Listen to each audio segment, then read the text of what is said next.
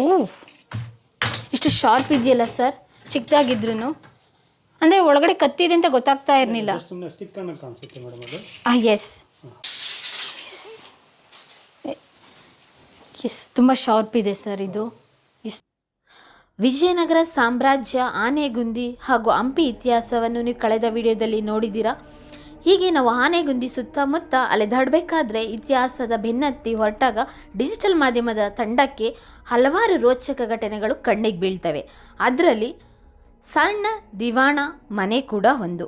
ಹೌದು, ಸಂಸ್ಕೃತದಲ್ಲಿ ದಿವಾಣ ಅಂತ ಹೇಳಿದರೆ ಅರಮನೆ ಅಂತ ಹೇಳ್ತಾರೆ.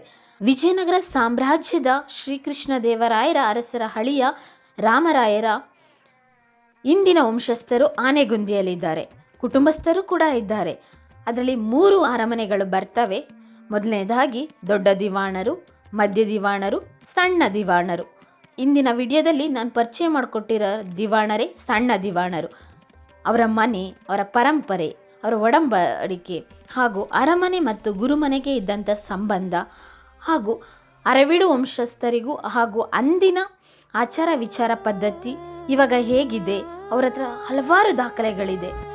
ಅದೆಲ್ಲ ಸವಿರವನ್ನು ಇವತ್ತಿನ ವಿಡಿಯೋದಲ್ಲಿ ಹೇಳ್ತಾ ಹೋಗ್ತೀನಿ. ಎಲ್ರಿಗೂ ಸಣ್ಣ ದಿವಾಣರ ಮನೆಗೆ ಸ್ವಾಗತ, ಸುಸ್ವಾಗತ. ಸರ್, ಏನು ಇಟ್ಟಿದ್ದೀರಾ ಸರ್ ಇದರಲ್ಲಿ? ಎಲ್ಲ ವೆಪನ್ಸ್ ಬರ್ಚಿ ಅಂತಾರಲ್ಲ ಮೇಡಮ್ ಅದು. ಓಕೆ, ಈಟಿ ಬರ್ಚಿ ಅಂತಾರಲ್ಲ. ಓಕೆ, ಇದು ಇಯರ್ಲಿ ಒಂದ್ಸತಿ ತೆಗಿತೀವಲ್ಲ, ಹಂಗಾಗಿ ಅದನ್ನ ಪ್ರಿಸರ್ವ್ ಮಾಡಿ ಇಟ್ಬಿಡ್ತೀವಿ. ಓಕೆ. ಓ, ಆಯ್ತು, ಪೂಜೆಲಿ ಅಷ್ಟೇ ಒಂದ್ಸಲ ಪೂಜೆ ಮಾಡ್ಲಿಕ್ಕೆ ತೆಗಿತೀರಾ? ಪೆಟ್ಟಿಗೆ ಒಂದು ತಗೊಂಬರ್ಬೋದು ಒಳಗಿದೆ.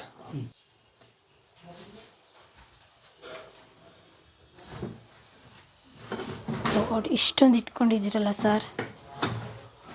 ಆಕ್ಚುಲಿ ಇದು ನಮ್ಮ ನಾಲೆಡ್ಜ್ ಪ್ರಕಾರ ಬಂದ ಮೇಲೆ ಇವೆಲ್ಲ ನಮಗೆ ಇಡ್ಬೇಕು ಅಂತ ಅನಿಸ್ತು. ಓಕೆ, ಎಲ್ಲ ಪ್ರಿಸರ್ವ್ ಮಾಡಿ ಇಟ್ಟಿದ್ದೀವಿ. ಹಾಕೊಂಡು ಎಲ್ಲಂದ್ರಲ್ಲಿ ಆಗ್ಬಿಟ್ಟಿದ್ವಿ, ಓಹೋ, ಹೇಳಿದವ್ರಿಗೆಲ್ಲ ಕೊಟ್ಬಿಟ್ಟಿದ್ದೀವಿ.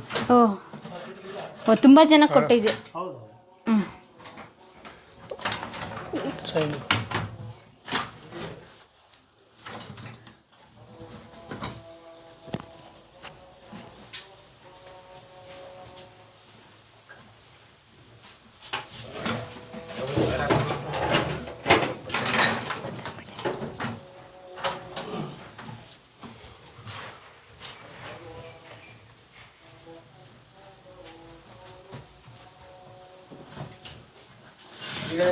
ನಾವು ಈ ಥರದ್ದು ಇವಾಗ ಸಿನಿಮಾದಲ್ಲಿ ನೋಡ್ತೀವಿ. ಹೌದು. ಹಿಂಗೆ ಯುದ್ಧ ಮಾಡ್ಬೇಕಾದ್ರೆ ಹಿಂಗೆ ಓಡಿಸ್ಕೊಂಡು ಇಟ್ಕೊಂಡು ಹೋಗ್ತಾ ಇರ್ತಾರೆ. ಮತ್ತೆ ಯಾರಾದರೂ ಇದು ಮಾಡಿದಾಗ ಪ್ರೊಟೆಕ್ಟ್ ಮಾಡೋದಕ್ಕೆ ಈ ರೀತಿ ಎಲ್ಲ ಇದು ಮಾಡಬೇಕಾದ್ರೆ. ಆಕ್ಚುಲಿ ಇದು ರಣವಿಕ್ರಮ ಅಂತ ಫಿಲ್ಮ್ ಶೂಟ್ ನಡೀತು ಮೇಡಮ್. ಅವರು ಆರ್ಟ್ ಡಿಪಾರ್ಟ್ಮೆಂಟ್ ಸಂಬಂಧಪಟ್ಟವ್ರು ಬಂದು ಇದೊಂದು ಕೆಲವೊಂದು ಡಿಸೈನ್ಸ್ ಎಲ್ಲ ತೊಗೊಂಡೋದ್ರು. Okay, okay. ಆ ಫಿಲ್ಮಲ್ಲಿ ಯೂಸ್ ಮಾಡೋಕೆ ಇದೇ ಫಿಲ್ಮಲ್ಲಿ ಯೂಸ್ ಮಾಡಿದ್ದು. ಅದು ಇದು ಒಳ ಐತೆ ನೋಡ್ತಂಗ. ಓಕೆ. ರಣವಿಕ್ರಮ ಪುನೀತ್ ರಾಜ್ಕುಮಾರ್ ಅವ್ರದ್ದು. ಓ, ಇಲ್ಲಿಂದಲೇ ಒಂದು ಐಟಮ್ಸ್ ಅಲ್ಲ, ಈ ಟೈಪ್ ಇದೆಲ್ಲ ಡಿಸೈನ್ಸ್ ನೋಡಿಕೊಂಡು ಆರ್ಟ್ ಡಿಪಾರ್ಟ್ಮೆಂಟ್ನವರು ಅವ್ರು ಥರ್ಮೋಕಾಲಲ್ಲಿ ಮಾಡಿದ್ದು ಅದು ಕೂಡ ಇದೆ. ಓಕೆ, ತೋರಿಸಿ ಸರ್. ಅದು ಫಸ್ಟ್ ಆಯುಧದ ಬಗ್ಗೆ ಮಾತಾಡಿ ಸರ್. ಏನಕ್ಕೆ ಬಳಸ್ತಾ ಇದ್ರು ಇದು?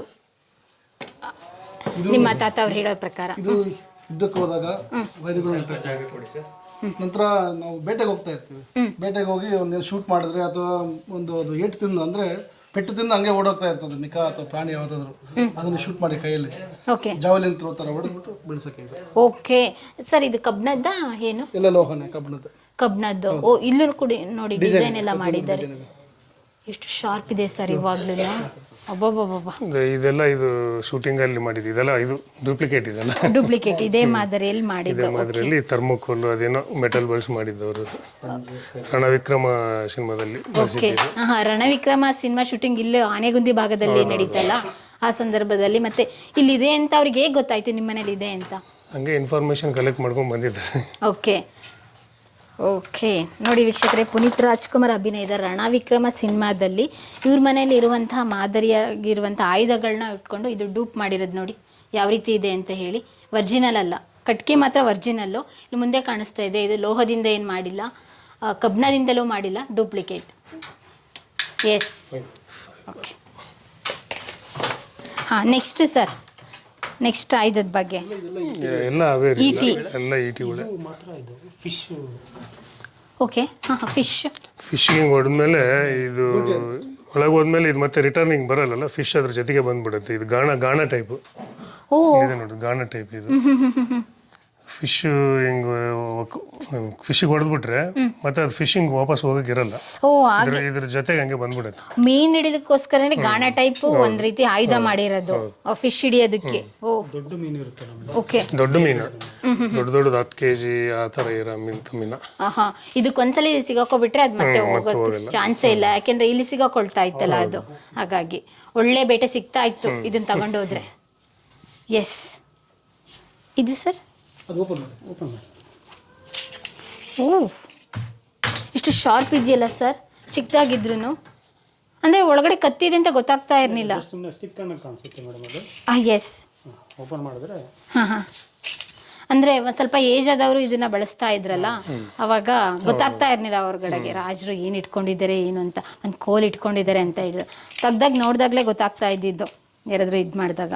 ಓಕೆ, ಸಾಮಾನ್ಯವಾಗಿ ಇದನ್ನು ಯಾರು ಬಳಸ್ತಾ ಇದ್ರು ನಿಮ್ಮ ಮನೇಲಿ, ನಿಮ್ಮ ತಾತ ಮುತ್ತಾತ? ಏನಿಲ್ಲ. ಓಕೆ, ಇದು ಡಿಸೈನ್ ನೋಡೋಣ ಯಾವ ರೀತಿ ಇದೆ ಅಂತ. ಓಕೆ, ಕಂಪ್ಲೀಟ್ ಪ್ಲೈನ್ ಇದೆ. ಎಸ್ ಸರ್, ನಿಮ್ಮ ಸಂಸ್ಥಾನದ ಚಿಹ್ನೆ ಇರೋಂಥ ಇವು ಯಾವಿಲ್ಲ ಆಯುಧಗಳು, ಚಿಹ್ನೆನೇ ಇಲ್ವಾ ಯಾವ್ದ್ರ ಮೇಲೆ? ಚಿಹ್ನೆನೇ ಯಾವುದಿಲ್ಲ, ಅದೊಂದು ಅಥೆಂಟಿಕೇಟೆಡ್. ಅಂದರೆ ನಮ್ಮ ಆನ್ಸಿಸ್ಟರ್ಸ್ ಅದನ್ನ ಯೂಸ್ ಮಾಡ್ತಾ ಇದ್ರು ಅಂತೇಳಿ ಅದು ಭಾಳ ಪ್ರಿಸರ್ವ್ ಆಗಿ ಇಟ್ಟಿದ್ರು. ಅದು ಇದು ಇಲ್ಲಿದೆ ಅಲ್ಲ, ಪ್ರಿಸರ್ವ್ ಆಗಿ ಇಟ್ಟಿದ್ರು. ಇದೆಲ್ಲ ಮೇಲೆಲ್ಲ ಸಿಲ್ವರೇ, ಇದು ಫುಲ್ ಬೆಳ್ಳಿದೆ. ಇದೆಲ್ಲ ಇದು ಗನ್ ಸರ್, ಇದೆ ಗನ್ ಇದೆ ಆ್ಯಕ್ಚುಲಿ, ಇದೆಲ್ಲ ಹೋಗಿದೆ. ಗನ್ನೇ ಇದು, ಪಿರಂಗಿ ಥರ. ಲೆಟರ್ಸ್ ಇದು ಬಂದು ಪೂರ್ವದಿದೆ, ಇನ್ನು ಹಿಂದಿಯಲ್ಲಿ. ಓಕೆ, ಇದೆಲ್ಲ ಕೋಟೆಡ್ ಇದೆಯಲ್ಲ, ಎಲ್ಲ ಸಿಲ್ವರೇ ಇದು. ಓ, ಬೆಳ್ಳಿ ಕೋಟೆಡ್. ಬೆಳ್ಳಿ. ಇದೇ ಇಷ್ಟು ವೆಯ್ಟ್ ಇದೆಯಲ್ಲ ಸರ್? ಹೌದು. ಇನ್ನು ಫುಲ್ಲು ಗನ್ ಇದ್ದಿದ್ರೆ ಇನ್ನೆಷ್ಟು ವೆಯ್ಟ್ ಇರೋದು? ಓಕೆ, ಒಳ್ಳೆ ರೀತಿ ಪಿರಂಗಿ ಮಾದರಿಯಲ್ಲಿದೆ. ಎಷ್ಟು ದೊಡ್ಡದಿದೆ ನೋಡಿ. ಬುಲೆಟ್ ಇಟ್ಟು ಶೂಟ್ ಮಾಡೋದಲ್ಲ, ಕೂರೋದು ಅಂತಾರೆ. ಅದೆಲ್ಲ ಗಂಜಕ ಇದ್ರಲ್ಲಿ ಹಾಕ್ಬಿಟ್ಟು ಇಲ್ಲಿ ಕೆಳಗಡೆ ಒಂದು ಸ್ಟಿಕ್ ಇರುತ್ತೆ, ಅದು ಓಕೆ, ಆ ಸ್ಟಿಕ್ಲೇ ಎಲ್ಲ ಇದು ಮಾಡಿ ಕುಟ್ತಾ ಇದ್ರು, ಕೂರ್ಬಿಟ್ಟು ಶೂಟ್ ಮಾಡೋದು. ಓ ಓಕೆ. ನೀವಿದ್ದಾಗ ಏನಾದ್ರು ಫುಲ್ ಇತ್ತಾ ಅಥವಾ ಇದು ಇಷ್ಟ ನಾವು ಇದೆ? ನೋಡಿದಾಗಿಂದ ಹಿಂಗೆ ಇದೆ. ಎಷ್ಟು ಹಳೇದಿರ್ಬೋದು ಸರ್ ಇದು? ಬಹಳನೇ ಹಳೇದ್ರಿ ಇದು. 700 years old. ಡೆಫಿನೆಟ್ಲಿ ಇರುತ್ತೆ. ಓಕೆ ಸರ್, ನೆಕ್ಸ್ಟ್ ಇದು ಕವರ್. ಓಕೆ, ಖಡ್ಗ. ವಾವ್, ಇಲ್ಲೇನೋ ಓಪನ್ ಮಾಡಿದ್ರಲ್ಲ ಸರ್, ಯಾವುದು ಸರ್? ಓ, ಯಾವಾಗ್ಲೂ ಇದಕ್ಕೆ ಇದೇ ರೀತಿ ಇದ್ದಿದ್ದು, ಕವರ್ ಇರ್ತಾ ಇದ್ದಿದ್ದು. ಲೆದರ್ ಇತ್ತು. ಎಸ್, ತುಂಬ ಶಾರ್ಪ್ ಇದೆ ಸರ್ ಇದು. ಇದರಲ್ಲಿ ಏನಾದರೂ ಸಿಂಬಲ್ ಆ ಥರ ಇದೆಯಾ? ಓಕೆ ಸರ್, ಇದು ಹಾಳಾಗ್ಬಿಟ್ಟಿದೆ. ಅದು ಭಾಳ ತಿನ್ನಿದೆ ಅಲ್ಲ, ಸೊ ಹಂಗಾಗಿ ನಾವು ಇದಕ್ಕೆ ವಾಟರ್ ಕೂಡ ಡಿಪ್ ಮಾಡಲ್ಲ, ಸುಮ್ಮನೆ ಕಾಟನ್ ಕ್ಲಾತಲ್ಲಿ ಜಸ್ಟ್ ವಾಟರ್ ಡಿಪ್ ಮಾಡಿ ಕ್ಲೀನ್ ಮಾಡ್ತೀವಿ ಅಷ್ಟೇ. ಓಕೆ, ಇದಕ್ಕೆ ಪ್ರೊಟೆಕ್ಟಿವ್ ಆಗಿ ಆವಾಗ ಮರದಿಂದಲೇ ಈ ರೀತಿ ಮಾಡ್ತಾ ಇದ್ದಿದ್ದು. ಅದು ಮರದ್ದಲ್ವಾ ಸರ್? ಹೌದು. ಎಸ್, ಹಾಂ, ಮರದ್ದೇ, ಹೌದು.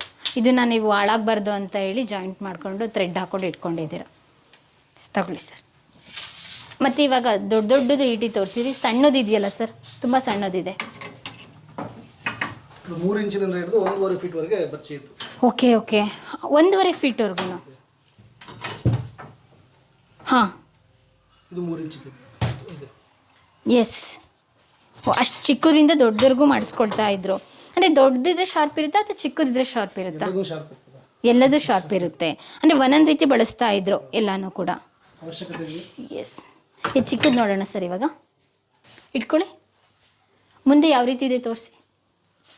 ಡಿಸೈನ್ ಆಗಿರ್ಬೋದು ಸರ್. ಇದು ಎಳೆದ್ರೂ ಬರಲ್ವಲ್ಲ ಸರ್? ಏನಾಕಿ ಈ ಥರ ಮಾಡಿದ್ದಾರೆ? ಇಲ್ಲ, ನೋಡ್ತಾ ಇದ್ದೀನಲ್ಲ ಇವಾಗ, ಅಷ್ಟು ಸುಲಭವಾಗಿ ಬರಲ್ಲ. ಎಸ್, ಹಾಂ, ಇದು ಒಂದು ಚಿಕ್ಕದೆ. ಓ, ಅಂದರೆ ನೀವೇ ರೆಡಿ ಮಾಡಿಸಿದ್ದು. ಇದೇ ಬಿದ್ರಿಂದಲ್ವಾ? ಇವಾಗ ಈಟಿ ಬುರ್ಜಿಗಳೆಲ್ಲ ಮಾಡ್ತಾ ಇದ್ದೆ ಬಿದ್ರಿಂದ. ಇಲ್ಲಿ ಮುಂದೆ ಮಾತ್ರ ಲೋಹ ಅಥವಾ ಕಬ್ಬಿಣ ಯೂಸ್ ಮಾಡ್ತಾ ಇದ್ದಿದ್ದು. ಲೋಹನೇ ಎಲ್ಲ ಪೂರ್ತಿ ಆದರೆ ವೆಯ್ಟ್ ಇರುತ್ತೆ, ಓಕೆ, ಹಾಗಾಗಿ ಕೆಳಗಡೆ ಕಟ್ಟಿಗೆ ಬಳಸ್ತಾರೆ. ಓಕೆ.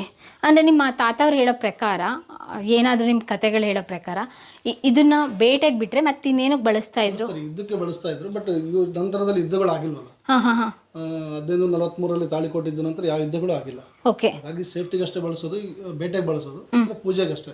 ಓಕೆ, ಆಯುಧ ಪೂಜೆಲಿ ಇದೆಲ್ಲ ಕಂಪಲ್ಸರಿ ಇಡ್ತೀರಾ? ಓಕೆ, ಟೋಟಲ್ ಎಷ್ಟಿದೆ ಸರ್ ಉಜ್ಜಿ? 1 2 3 4 5 6 7 8 9 ಇದೆ. ಓಕೆ, ಅಂದರೆ ಇವರು ಹೇಳಿದ್ರಲ್ಲ ತುಂಬ ಆಯಿತು, ನಾವು ಚಿಕ್ಕದ್ರಲ್ಲಿ ಇದರಲ್ಲೆಲ್ಲ ಆಟ ಆಡ್ತಾ ಇದ್ದು, ಯಾರಿಗೆ ಬೇಕು ಅವ್ರಿಗೆ ಕೊಟ್ಬಿಟ್ಟಿದ್ದೀವಿ, ಅದನ್ನೆಲ್ಲ ಇಟ್ಕೊಂಡಿದ್ರೆ ಒಂದು ಕೋಣೆ ತುಂಬಿಡೋದು ಅಂತ ಹೇಳಿ. ಇವತ್ತು ನೀವು ಹೇಳಿದೆ ಕೌಂಟ್ ನಮ್ಗೆ 9 ಅನ್ನೋದು ಇರಲಿಲ್ಲ. ಓಕೆ, ಹಾಂ, ಅದ್ರ ಜೊತೆಗೆ ಗುರುಮನೆ ಅನ್ನೋದು ನಮ್ಮ ತಾತ ಮುತ್ತಾತ ನಮ್ಮಪ್ಪ ಅವರು ಇರೋದಕ್ಕಿಂತ ಮೊದಲಾಸಿ ಗುರುಮನೆ ಅನ್ನೋ ಹೆಸರು ಆ ಮೊದಲೇ ಆ ಥರದಿಂದ ಬಂದಿದ್ದು. ಅಲ್ಲಿ ಏನಾದರೂ ಕುರುಬುರಿ, ಒಂದು ನಾಯಕರು, ಒಡ್ರು, ಇನ್ನು ಇದ್ದಾರೆ, ಆ ಜಾತಿ ಅವರಿಗೆ ಎಲ್ಲ ಗುರುಮನೆ ಅದು. ಆವಾಗ ಅವರು ಬಳ್ಳಾರಿ ತನಕ ಹೋಗಿ ನ್ಯಾಯ ತೀರ್ಪು ಮಾಡಿ ಬಂದಂಥ ಮನೆ ಅದು. ಬಯಲಾಟ ಅಂದರೆ ಬರೀ ಒಂದು ಬಯಲಾಟ ಅಲ್ಲ, ಬಯಲಾಟದಿಂದ ಅವಾಗಿನ ಕಾಲದಲ್ಲಿ ಒಂದು ಸಂಘಟನೆ ನಡೀತಾ ಇತ್ತು. ಜನರಿಗೆ ಮಹಾಭಾರತ ರಾಮಾಯಣದ ಬಗ್ಗೆ ತಿಳುವಳಿಕೆ ಕೊಡ್ತಕ್ಕಂಥ ಕಾರ್ಯ ಬಯಲಾಟದಿಂದ ಆಗ್ತಾ ಇತ್ತು. ಈಗಿನ ಕಾಲದಲ್ಲಿ ಮಾಧ್ಯಮಗಳು ಭಾಳ ರೀತಿಯಿಂದ ಮಾಧ್ಯಮಗಳಿದ್ದಾವೆ, ಎಲ್ಲರಿಗೂ ಅರ್ಥ ಆಗ್ತಾಯಿದೆ ಮಹಾಭಾರತ ರಾಮಾಯಣ ಅಂತ ಏನು ಅಂತ. ಮೊದಲಿನ ಕಾಲದಲ್ಲಿ ಈ ಥರ ಸ್ಟೋರಿನ ಅರ್ಥ ಮಾಡ್ಕೋಬೇಕು, ಅನಕ್ಷರಸ್ಥರಿಗೆ ಅರ್ಥ ಆಗ್ಬೇಕನ್ನ ಬಯಲಾಟದಿಂದ ಮಾತ್ರನೇ ಸಾಧ್ಯ ಇತ್ತು. ಅಂಥ ಬಯಲಾಟನ ಸುಮಾರು 200-300 ವರ್ಷದಿಂದ ನಮ್ಮ ರಾಜಮನೆತನದವರು ಉಳಿಸಿ ಬೆಳೆಸ್ಕೊಂತ ಬಂದಿದ್ದಾರೆ. ವೀಕ್ಷಕರೇ, ನಮ್ಮ ಕರುನಾಡಿನ ಸಾಹಿತ್ಯ, ಸಂಸ್ಕೃತಿ, ವಿಶೇಷ ವ್ಯಕ್ತಿಗಳ ಸಂದರ್ಶನವನ್ನು ತಪ್ಪದೇ ವೀಕ್ಷಿಸಿ.